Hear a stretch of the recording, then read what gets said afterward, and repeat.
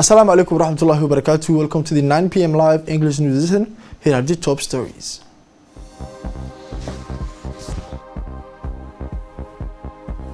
President Bello received the General Secretary of the OIF.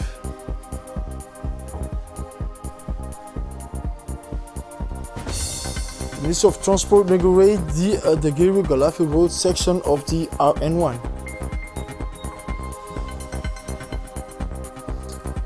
And finally, for international news, the WHO calls for vigilance despite the arrival of vaccines. Hello, welcome again. Welcome to our newsroom for having the news in details.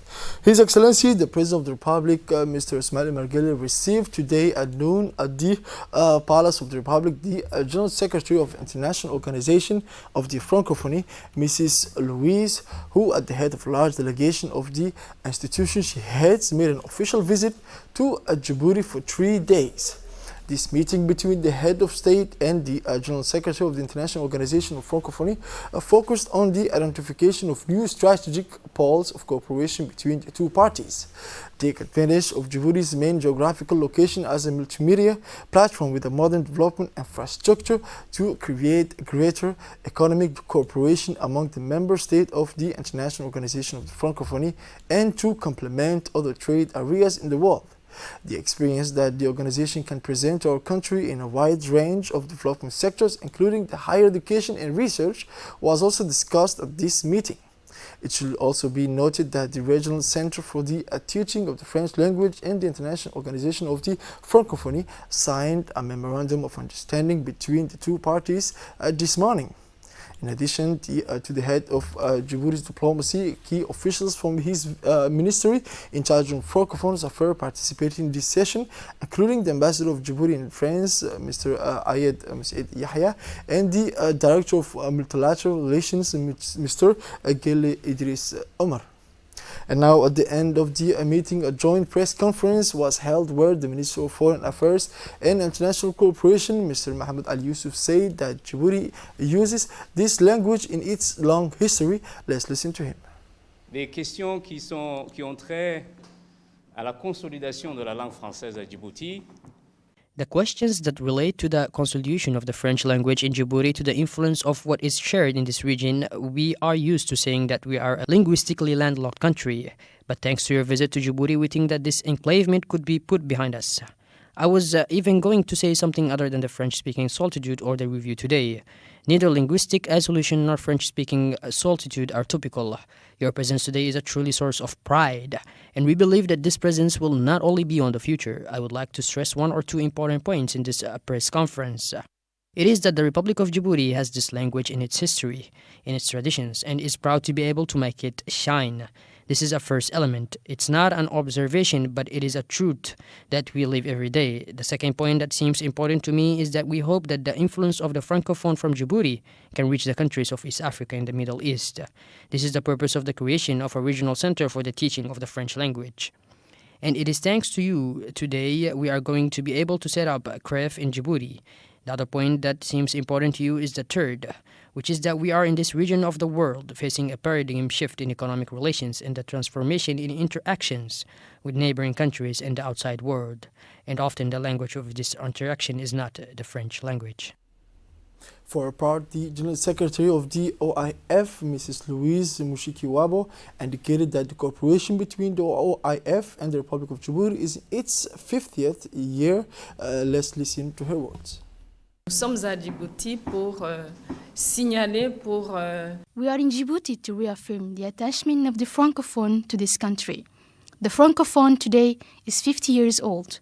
We are therefore in a moment of reflection on the impact of our organization on the populations of member countries. We are also trying to fit in internationally with the issues of the moment. Earlier, we had the pleasure of exchanging with the head of state on digital issues, which is not only an area of the future, but already imposes us and therefore goes beyond the French language. And we are proud of the fact that Djibouti is the torchbearer of the French language and the Francophone in this region. We want to explore together. It is also the purpose of this mission of great importance to explore together the few key activities that are important and that are in line with the priorities of your country and the priorities of the organization. And we, at La Francophonie, are counting on Djibouti to make our presence, the presence of the organization, felt beyond the borders of this beautiful country. Indeed, we also want to get involved on the economic front, Djibouti being a country of commercial meetings, a sort of hub in the region. Once again, we want to explore the specific actions with you during this visit. We intend to involve Djibouti strongly in the Francophone Economic Forum to be held in Tunisia around the Durban Summit in November 2024. While the General Secretary of the OIF answered questions about the creation of this regional center for the teaching of the French language, which is an advanced language, a memorandum of agreement was signed with the Ministry of Foreign Affairs for the creation of this regional center, which will play an important role in the development of the level of our Francophone organization and the French language in the region. Let's listen to this video. Tout d'abord, la création de ce centre régional. Earlier, we signed a memorandum of understanding with the Minister of Foreign Affairs, which sets up this regional center, which will in fact be a center for teaching of French, but as a center of influence in our organization in the French language in the region. Also economic and commercial activities, which we also discussed with the head of state. We are on other activities as well, including political activity. For the moment, we are trying to rationalize the Francophone to focus on few actions and therefore mainly in the field of the French language, which will bring the whole region around Djibouti. We live in a world where several languages coexist peacefully. We want the French language to occupy its place in this linguistic concert. But once again, there are also other activities on the economic level exchanges, notably between French speakers, education, for example, and the teaching level, and we will continue to explore together with the authorities, the other players in our common path. And some of the questions that were asked in this press conference, the Minister of Foreign Affairs replied that the Regional Center for French Education also exists and contains a reading center. Details in the following video. Tu as parlé du CREF, mais il y a aussi les CLAC qui sont les centres de... Today we talked about the CRIF, but there are also the CLAPs, which are the reading centers, the space that already exists at the IETF to be financed, but there are also all the training program for the human rights commissions. For magistrates, etc., many small programs that we are developing with our IETFs, even the Institute of Diplomatic Studies. I believe that the OIF has never gone very far, but you also have to understand that the OIF faces a number of financial challenges to understand that we are talking about 28 countries, of which more than 50 are full members, and a little more than 30 are associate members.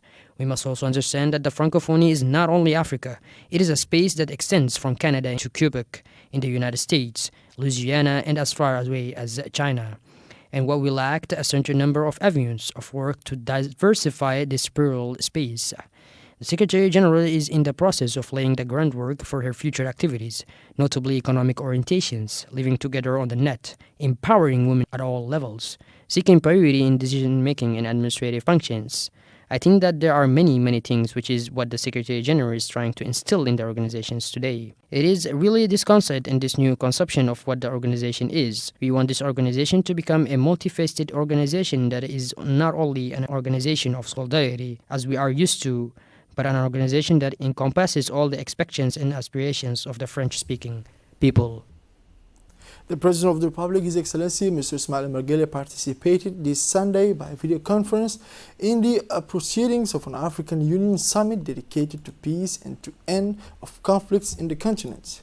Under the slogan "Silencing the Guns," the meeting was a critical audience and assessment for the Pan-African organization, which had set itself 7 years earlier the goal of silencing the guns by 2020 throughout the continent. In this respect, while the debate revealed many advances in conflict prevention and resolution in Africa, they especially highlighted the highly positive effect that integrated and multisectoral treatment has on this issue. During his participation in this virtual summit, the President of the Republic was assisted by the Minister of Foreign Affairs and International Cooperation, Mr. Mohamed Ali Yusuf, and the Ambassador of the Republic of Djibouti to the Democratic and Federal Republic of Ethiopia and representative of our country to African Union, Mr. Mohamed Idris Farah.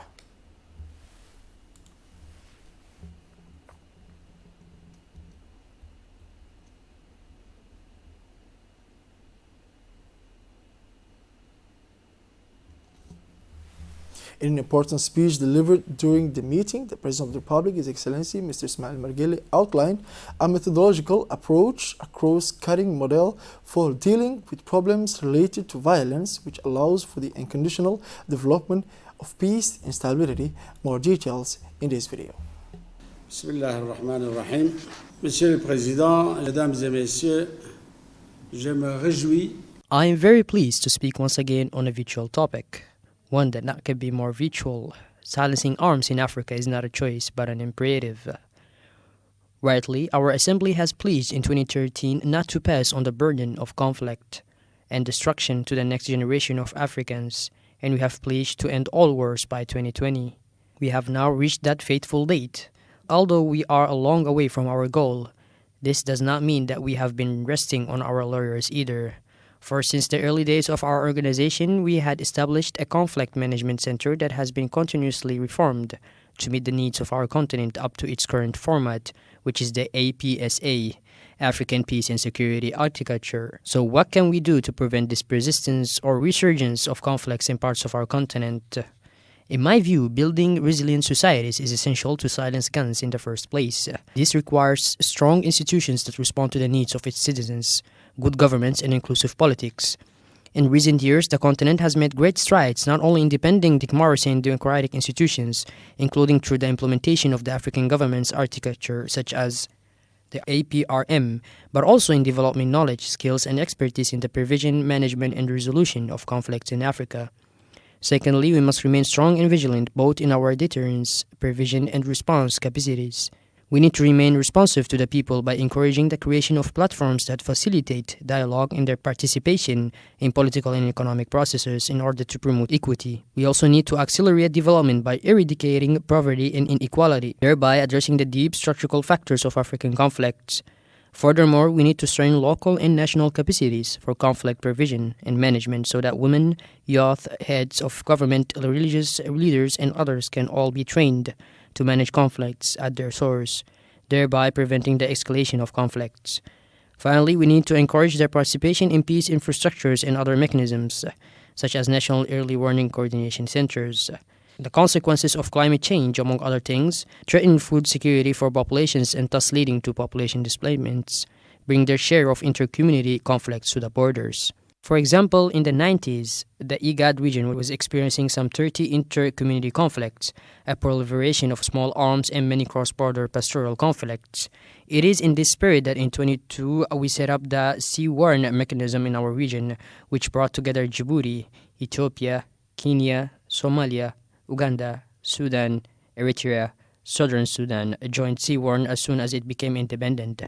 Sea-Warn's main mission was to access situations that could potentially lead to violence or conflicts and to prevent escalation as disputes are now expressed in automatic weapons, not forgetting the terrorist groups that are preying on them, for whom these loopholes represent unhoped for opportunities and through which they thrive. For his second speech, the head of state described the extension of a dialogue to all demographic components as a factor conducive to the marginalization of conflicts. Let's listen to the president. En dépit des progrès réalisés dans la pacification, de la stabilisation du continent, Despite the progress made in the pacification and stabilization of the continent, the challenges remain significant as many sister countries remain trapped in the vicious circle of violent conflict due to the transitional crime, terrorism, and the proliferation of small arms and weapons. Terrorism and violent extremism are a scourge on our continent, a scourge that leaves in its wake devastation, despair, and tragedy. We are all exposed to it, and each and every one of us is a potential target. In the face of these threats, cooperation between states is no longer a duty of solidarity, but an imperative of common interest because our lives depend on it. Djibouti is home to the regional center of violent extremism, which is a center of excellence dedicated to training, dialogue, and research. There is a need for more centers of this kind, close cooperation between countries, permanent information sharing, raising awareness through sensitization, and the establishment of ramparts against the manipulation of conscience, especially among young people. Mr. President, a conflict-free Africa is, of course, the primary responsibility of Africans. We are capable of making peace a viable and sustainable reality across our continent. But as the saying goes, a hand does not wash itself. As we have seen, the partnership between the African Union and the United Nations has already borne fruit in various countries on our continent. I would like to take this opportunity to thank the Secretary General of the United Nations, His Excellency Ganteras, His Excellency Moussa Faki, and His Excellency Ramtan Lamamra, who have worked closely together to implement this initiative. Over the past 2 years, they have in fact developed and strengthened a joint capacity to detect and diffuse crises before they escalate and to resolve them as well. It is only by being united and in solidarity, dear brothers, and speaking with one voice that we will be able to achieve our goals, because the challenge is enormous. Once again, it is an honor and a pleasure to be among you. Thank you for your kind attention. Yesterday, Saturday, the Ministry of Equipment and Transport, Mr. Musa Mohammed, and the Japanese ambassador to Djibouti inaugurated the Gallafi Road, International Road number 1, leading to the border with the Republic of Djibouti and Ethiopia via Gallafi. Land transport has been greatly improved and facilitated, as this route is of great importance for the movement of goods between the two neighboring countries. This route has been rehabilitated with the support of the Japanese government. The opening ceremony also took place in the presence of many government delegates, such as the Minister of Interior, Mr. Mumin Ahmed Sheikh, the Minister of Trade, Hassan Hamid, in addition to a representative from the region, in the presence of the Chairman of the Port and Free Zone Authorities, Mr. Abubakar Omar Hadi, the Prefect of Dikhil, the President of the Regional Council, the General Director of the ATR, Mr. Saeed, and the General Director of Djibouti Port Corridor, Mr. Abdi Ibrahim. This 20 kilometers road will strengthen economic integration between Addis Ababa and Djibouti on the one hand and the sub-region on the others. The rotation of trucks and semi-trailers will become more flexible and travel time will be considerably reduced. This section contains many canals that have been built so that rainwater can pass under the asphalt road. The Djibouti-Gallafi corridor is the main road transport hub between Djibouti and Ethiopia, and more than 90% of Ethiopia's exports are imported via this road link. The road, ports, and other logistic infrastructure of the Republic of Djibouti are still indispensable to our great neighboring country. In a speech by the Japanese ambassador, he expressed his joy and pleasure to participate in this event and spoke of the huge effort to complete this road and facilitate traffic and trade. The Ministry of Equipment and Transport expressed his satisfied at the completion of this part of the road and the quality of the work done during the time it took to complete it, which will strengthen economic integration between Addis Ababa and Djibouti on the one hand and the sub-region on the other hand. The road, port, and other logistic infrastructure of the Republic of Djibouti are still indispensable to our great neighboring country. Now, the National Human Rights Committee, CNTH, in partnership with the United Nations Population Fund, today held a workshop on combating gender-based violence at the Sheraton Hotel. The workshop was opened by the President of the National Human Rights Council, Mr. Suleiman Omar Uddin, and the representative of the United Nations Population Fund, Mrs. Aisha. The meeting brought together senior officials from various stakeholders to discuss the critical role of gender-based violence prevention. The participants exchanged views and committed themselves to addressing the challenges and to participate widely in the fight against gender-based violence. On the sidelines of a day organized by the Djiboutian Leadership Association with the participation of the Ministry of Women and Family, Mrs. Moumina Ahmed Hassan, accompanied by deputies and senior officials from the public and private sector, the health theme of Tajura and the cleaning population as part of the health and vaccination services, mosquito nets have been distributed to families to protect themselves from mosquitoes. In particular, the inhabitants of the Tajwa area expressed dissatisfaction with the health services and demanded that these activities be doubled in the future for the benefit of the older people who encountered difficulties in moving to the city of Tajwa. within the framework of the very good relations between the Republic of Djibouti and the Republic of Turkey. A ceremony to sign a protocol for the donation of military equipment was held in the afternoon of Thursday, December 3rd, 2020, at the Embassy of the Republic of Turkey in Djibouti between the Ministry of National Defense of the Republic of Turkey, represented by the military embassy Republic of Turkey in Djibouti, Colonel Ilhan Gokoglan, and the Ministry of Equipment and Transport, represented by Colonel Bais Omar Baghare, Commander of the Coast Guard. Colonel Bais Omar Baghare, Commander of the Coast Guard, expressed through Colonel Ilhan Gokoglan the military his most sincere thanks to the government and people of Turkey for this donation, but also to the multifaceted support in terms of training and joint exercise for the benefit of our institution. For his part, Colonel Ilhan Gokoglan indicated his full availability to support Coast Guard, a vital institution for the safety and security of the regional and international maritime domain. Now, the French Institute of Djibouti granted yesterday morning to the library of Ali Sabih Aska a large batch of donated books. The new president of the library, Mr. Hamza, received the books from the representative of the French Institute of Djibouti, Mrs. Lori, in the presence of the deputy of the region, Mr. Abdo, the director of the culture, Mr. Ali, the president of the regional council, Mr. Omar Ahmed Baiz, the members of the association Aska City. All the guests attended a play mixing tragic and comic, very well staged by the young members, relating to forced marriage and the struggle of women against the horror of life and the yoke of men. This day also coincides with the anniversary of the Alu Aska Library, which is celebrating its 13th anniversary. The Library of Friends of Open Books has established itself in the landscape of the town of Asajok, welcoming more and more readers, adults and young people, secondary and primary school pupils in the area. Now, the Customs Brigade of Ali Sabih, in close cooperation with the police detachment of Ali Sabih, has seized a quantity of smuggled cat goods from Ethiopia. The smugglers wanted to transport this important 800 kilograms of cat in quantity to the town of Ali Sabih. The fight against smuggling has been strengthened in the region of Ali Sabih, particularly in the sector of the rural border town of Galilee and in all other border areas of this region of the southeast of the country. According to the standards procedure in force, this quantity was destroyed on place in the presence of the head of Customs Brigade of Ali Sabih. This operation is part of the fight against smuggling in all its forms. The players of the FDF under 17 national selection will fly this Saturday, 5th December at about 4 o'clock in Kigali, Rwanda, for the participation in the CECIFI 2020 AFCONS Under 17 Rwanda tournament.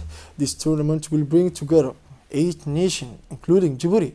These young players of the Youth Football Development Program for 4 years have already achieved a rich palmarès, because in 2018 at the World Games Tournament Paris they reached the quarterfinals. In 2019 they were finalists in the UFFOI tournament final against Reunion Island in the final. This year, 2020, they will participate in their first tournament in Kigali, Rwanda, where their first match is scheduled for December 13, 2020. This under-17 national selection constitutes the first real hope of the president of the FDF, Mr. Suleiman Hassan Wabari, and the members of steering committee have taken all the necessary measures and facilities for the participation in the under-20 tournament. We wish them all the best for the continuation and victory at the tournament 2020 in Rwanda. Moving on to international news, as I mentioned at the title, the World Health Organization is asking not to lower its guard in the face of the COVID-19 pandemic, despite the optimism about the arrival of vaccine. The epidemic is on the upswing, particularly in the United States and Canada. Vaccines don't mean zero COVID, said Mike Ryan, an expert from the World Health Organization, calling on people to keep trying. Vaccination will add a major powerful tool to the toolkit we have, but it alone will not do the job, he warned. With the arrival of vaccine, we are beginning to see the end of the pandemic, WHO Director General Tedros Adhanom Ghebreyesus said on Friday, warning that the virus continues to put enormous pressure on hospitals. The United States is facing an outbreak of the pandemic, with 280,000 new cases recorded in 24 hours on Saturday, according to the Center of System Science and Engineering of the Johns Hopkins University. Neighboring Canada, for its part, crossed the 400,000 threshold on Friday, just over 2 weeks after reaching 300,000, marking a sudden acceleration of the pandemic. This is it for this edition of 9 p.m. Thank you for watching us and have a wonderful evening.